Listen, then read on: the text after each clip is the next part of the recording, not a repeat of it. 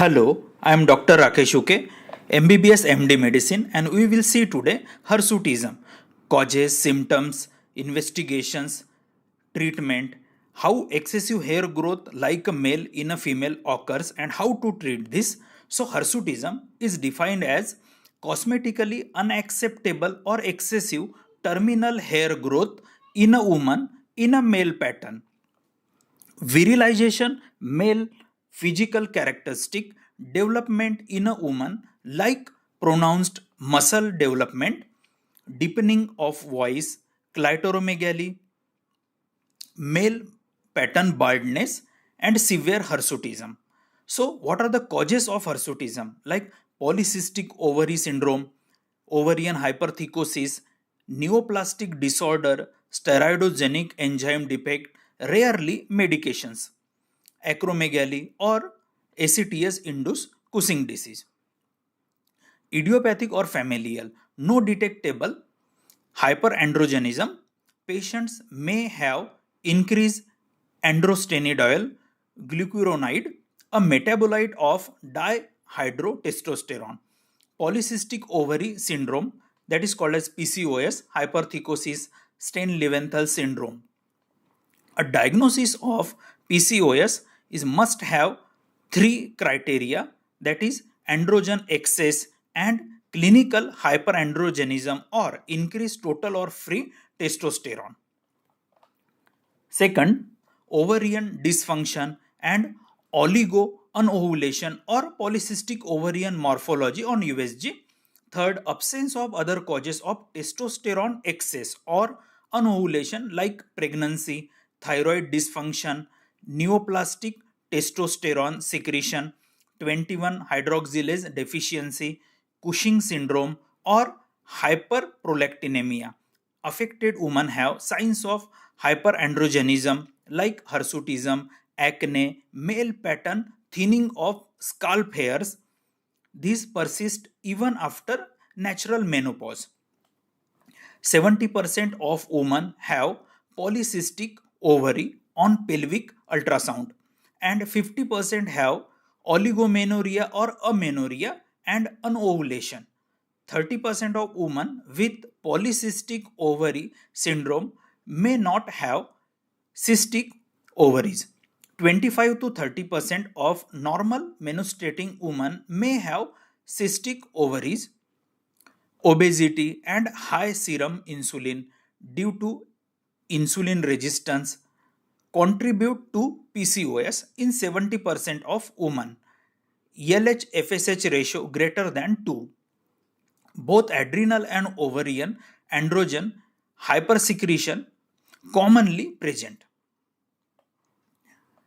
Steroidogenic enzyme defect, congenital adrenal steroidogenic enzyme defect, reduced cortisol secretion, and compensatory increase in ACTH causes adrenal hyperplasia. Partial deficiency of adrenal 21 hydroxylase may present as a hirsutism. Neoplastic disorder, ovarian tumor 0.8% causes hirsutism like areinoblastoma, Sertoli leading cell tumor, dysgerminoma, and Hiller cell tumors. Adrenal carcinoma is rare cause of hyperandrogenism and Cushing syndrome. Pure androgen secreting adrenal tumors seen very rarely, about 50% are malignant. Rare causes of hirsutism and virilization are acromegaly and ACTS induced Cushing syndrome. Pharmacology causes minoxidil, anabolic steroid, cyclosporin, phenytoin, interferon, digoxide, cetuximab, and certain progestins. Symptoms and signs of hirsutism: modest androgen excess by any source increases sexual hair, chin, upper lip, chest and abdomen and increases sebaceous gland activity, leads to acne, menstrual irregularities, amenorrhea, and anovulation. Androgen excess is pronounced defeminization, decrease in breast size, loss of feminine adipose tissue, and virilization. Severe hirsutism, frontal balding, clitoromegaly, muscularity, and deepening of voice occurs. Virilization points towards the presence of androgen producing neoplasm. Investigation for hirsutism, total testosterone and free testosterone. A serum testosterone more than 200 nanogram per deciliter or free testosterone more than 40 nanogram per deciliter indicates need to manual pelvic examination and ultrasonography. Androstenedione more than 1000 nanogram per deciliter points towards ovarian or adrenal neoplasm. DHEAs more than 700 microgram per deciliter indicate adrenal source of androgen, adrenal hyperplasia, and rarely adrenal carcinoma. LS to FSH ratio more than 2 indicate common in that present in PCOS. Pelvic USG or MRI usually detect virilizing tumors of ovary. Women of childbearing age with amenorrhea do test for pregnancy. Other test if clinically indicated to exclude other diseases. So do dexamethasone suppression test to rule out Cushing syndrome.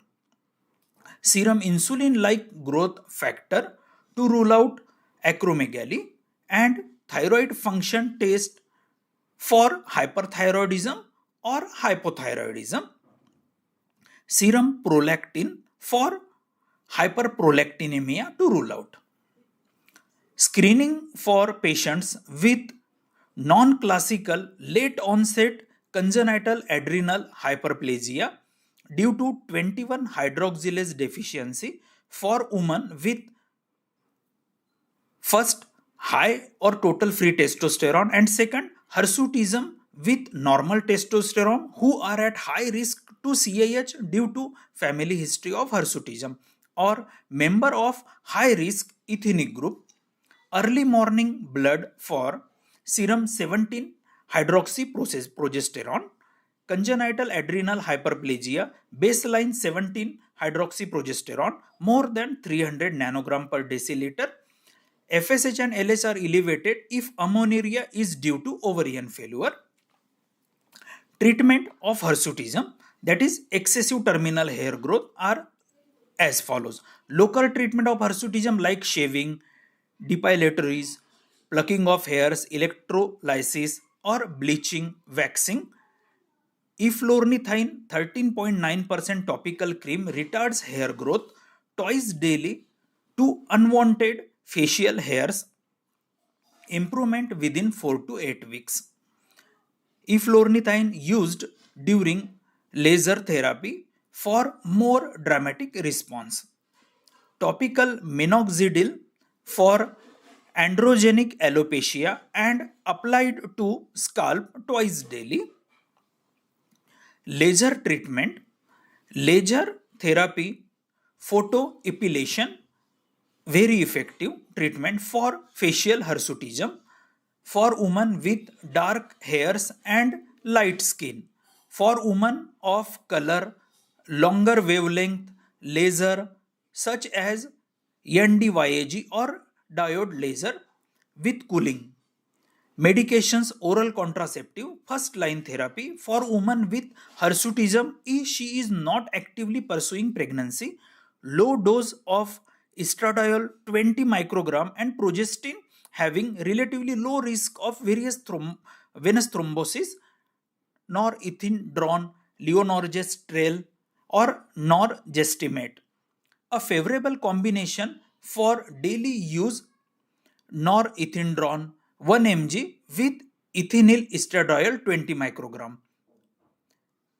Cyproterone acetate, a unique progestin that blocks the androgen receptor and 5-alpha reductase activity, also suppresses testosterone, given as oral contraceptive in a dose of 2 mg plus ethinyl estradiol 35 microgram. Spironolactone effective in reducing hirsutism, acne, and androgenic alopecia in a woman. In those patients is a first line medical strategy. 50 to 200 milligram orally daily in a divided doses on day 5 to 25 of menstrual cycle, or daily if used with the oral contraceptive. Flutamide 250 mg twice daily for first year, then 125 to 250 mg per day maintenance.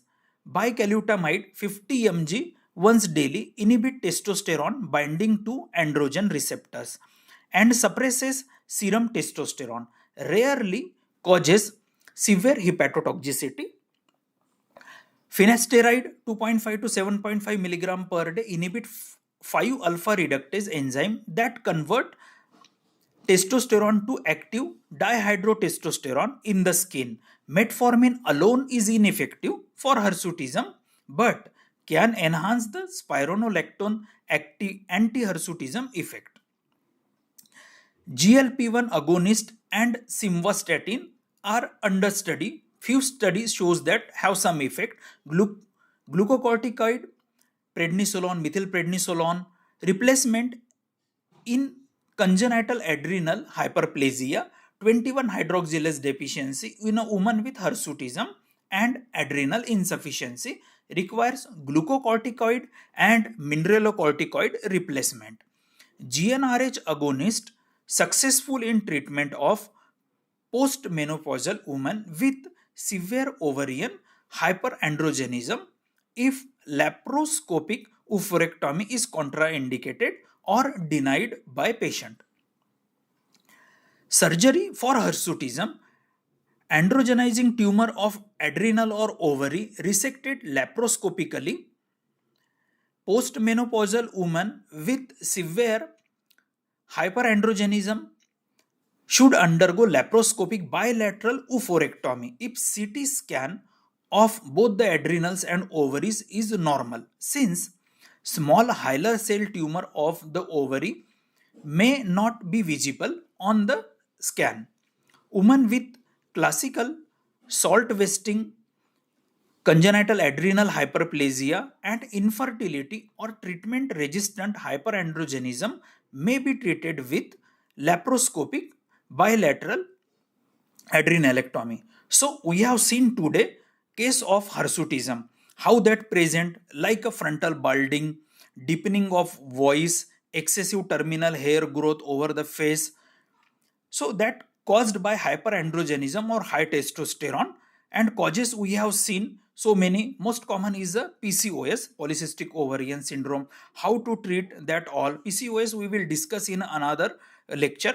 So another all causes we have gone through. Then we can investigate that and find out either that LH FSH ratio, testosterone, and all other things. And then treatment, if that is temporary treatment, then vaccine and other treatment, laser can be done. And if that is for permanent, then we have to find out the cause and treat accordingly. Sometimes if that is neoplastic growth, then surgery may be needful.